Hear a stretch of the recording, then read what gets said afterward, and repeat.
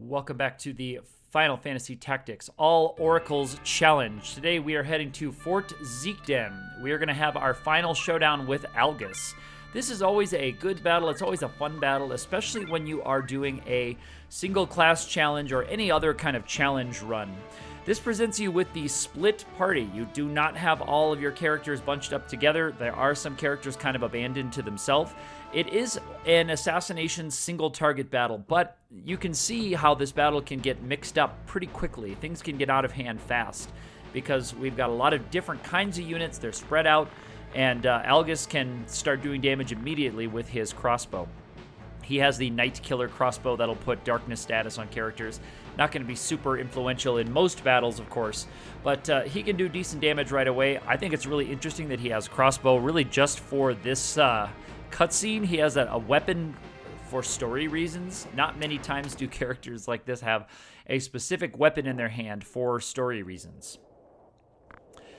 So the story is that Tita was taken hostage. She was the wrong hostage. They wanted to take another person who was more valuable, Ramza's sister. So Tita, who's Delita's sister, gets taken hostage. Golgoro's there.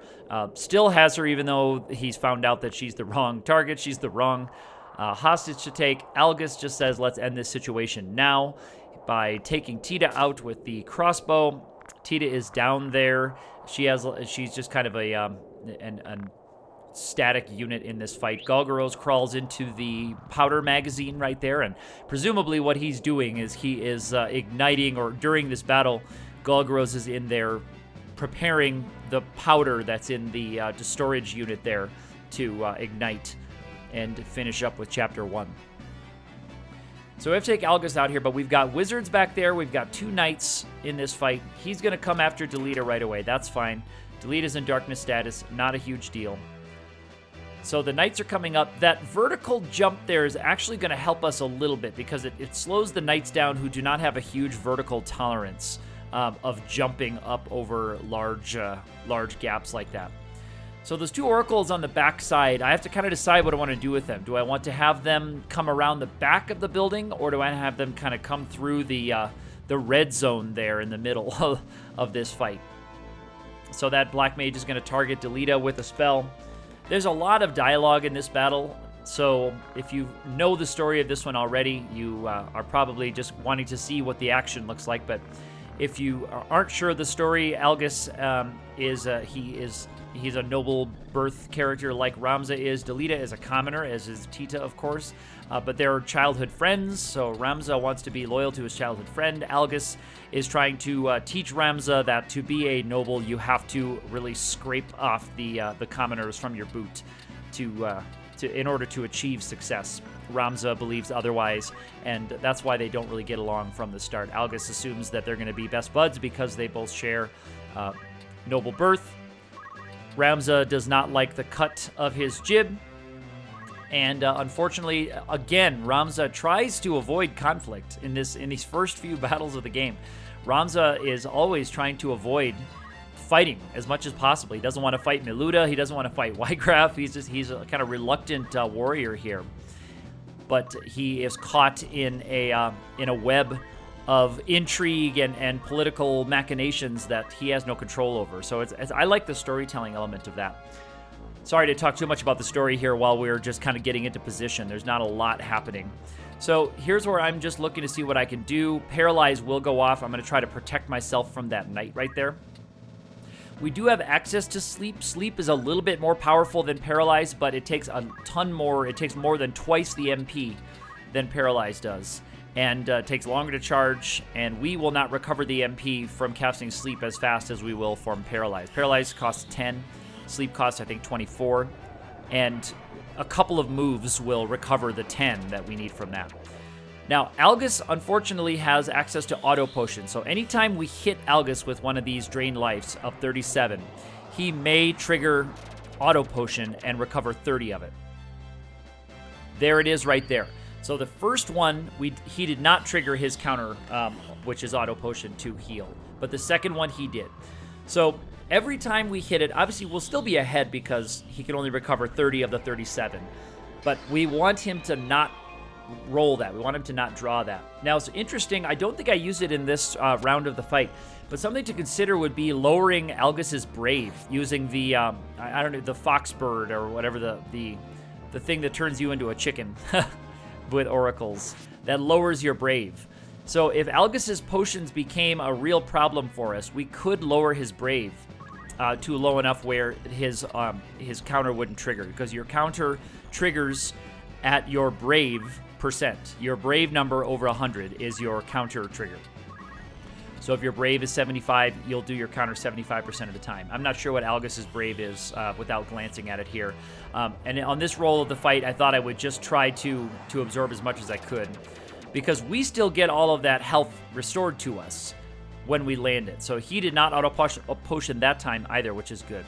So we've landed a couple without hitting the auto potion, which is, I'd say, above average luck.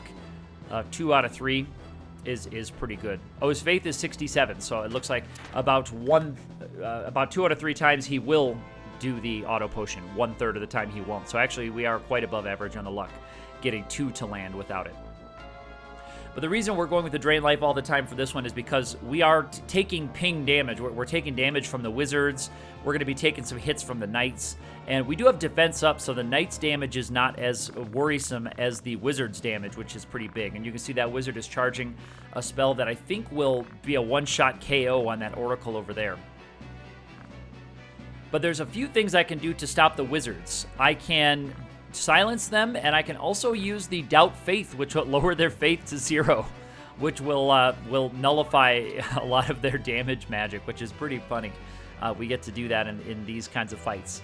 So you are equipped with a lot of cool tools, both for physical fighters and for wizards, which is one of the reasons I chose this class, is because even though they're not the best options, because the best options are just to like chop those wizards down while they are charging. That's the best option, obviously. We don't want to be dealing with all of this nonsense with silencing, and in a casual run anyway, you don't want to. But for this one, we'll get to see some new and interesting ways to take these guys out. So I'm moving Ramza back away from the action because he's taken a hit. He's going to be running low on MP. So she's got 84, and I think the spell is charging for 84. I think it's Xaxes on her. So she's looking to see that Fire 2 is what's going to take her out. Okay, so nope, Fire 2 is not going to do it. Foxbird is the one that lowers your Brave, I think. Yeah, and that's what I was just checking right there. But I'm looking to see what can I do. I said, is there anything I can do to save myself? Is there anything that will fire off before that Fire 2? And indeed, Doubt Faith right there will fire off before the Fire 2. And the Fire 2 is the spell that's being charged on her. So I'm looking to see, okay, can I move? This is me doing a lot of thinking. So Life Drain is not really going to help because she has full health right now. She can't pick up any more life to avoid going down to that spell. Because she can also move to right next to one of those knights. She could kind of sacrifice herself to take out a knight. If she could move up to Algus, that might have been something I could consider. But instead, she's going to move up to the knight. And now she's going to take a look at casting the Innocent spell, the Doubt Faith on the wizard. This line took a while to find, so I'm kind of having to vamp over it as I commentate this later. That's why I do commentary later with these battles, by the way, because I think I could not provide very good commentary as a live player if I'm having to do a lot of thinking.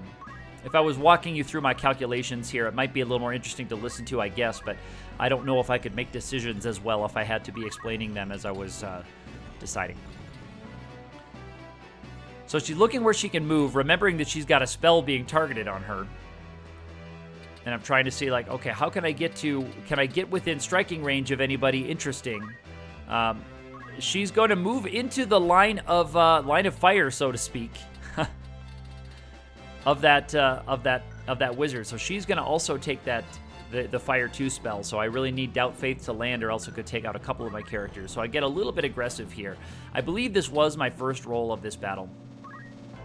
So it was not something that I was just kind of playing around with this. I got a little aggressive.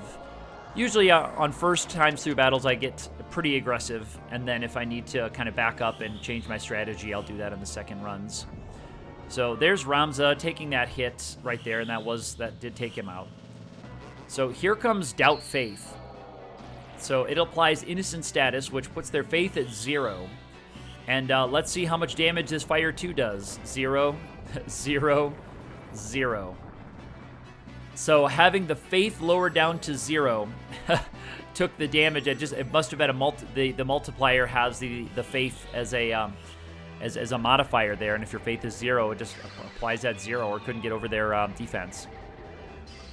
And all right, so the other one now is paralyzed. So one of them is at faith 0, and the other one cannot act to cast. So the wizards are essentially nullified, but now Ramza is down, and so I really need my other 3 oracles to go to work on Algus, and they need to get him down quickly. So I think at this point they're going to move over and try to just do as many drains as they can, as many drain lives as they can fire off. They're going to try to do it. And they should be able to. If they land a few of them in a row, and especially if we don't get the auto potions, they should be in good shape there. But it was interesting that we got to use the Doubt Faith on a character to take that damage down to 0. Yeah, so if this one lands, it will actually finish the battle right here because he can't auto potion if he goes below 0. So if the final hit on Algus takes him below 0, he won't be able to do a counter. That's the way it is for any counters. If you are not standing at the end of the attack, your counter can't trigger. But unfortunately, that missed. Had a small chance to miss, and it did. But that Black Mage can do nothing but move and stand there. This Black Mage is going to, it's going to move into place to do a critical hit that did 3 damage. And it looked like maybe unarmed there. I couldn't quite tell if that was a stick. It may have been a rod, but just 3 damage. I couldn't quite see the weapon. But because the faith was 0, I'm sure the AI looked at how much damage can I do, saw that all the damage readouts were 0, and said, "All right, I'm just going to move to do an attack here, and we get a critical hit." So now, if either one of these just land, doesn't even have to land without auto potion, then the battle's over. There's Algus reacting, and that is it. So Ramza does not turn into a crystal. Delita was down for most of this fight, was kind of a non-entity as he usually is. Algus is defeated by weaklings like us, and Fort Zeakden goes boom boom. If you have been liking this video series, hit that thumbs up button, subscribe to the channel, leave me a comment, or hit me up on Twitter. I'm also active _ATE.